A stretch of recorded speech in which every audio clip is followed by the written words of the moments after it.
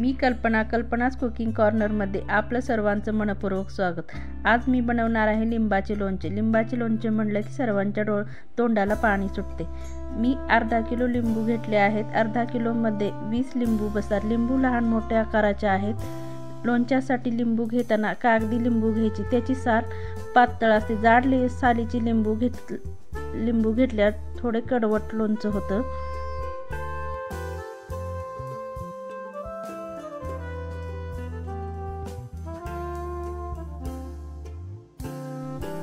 सर्व लिंबू अशा प्रकारे कापून घ्यायचे। लिंबू कापून झाल्यानंतर त्याच्यातील सर्व बिया काढून टाकायच्या। लोणच्यामध्ये लिंबाच्या बिया गेल्यास लोणचं कडवट होते। लिंबाच्या फोडी एका बाउलमध्ये काढून घेऊ।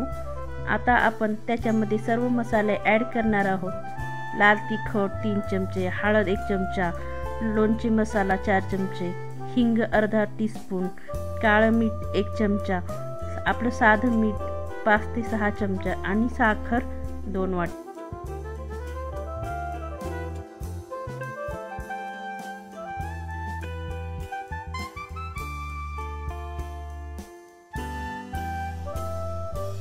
अगदी छोट्या वाटीने घ्यायचे आहे।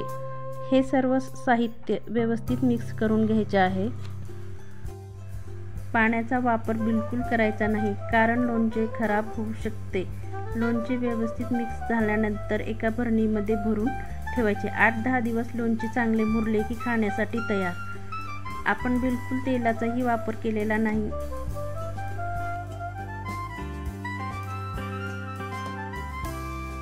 व्हिडिओ कसा वाटला ते नक्की कमेंट करून सांगा। व्हिडिओ आवडला असल्यास लाईक, शेअर आणि सबस्क्राईब करायला विसरू नका।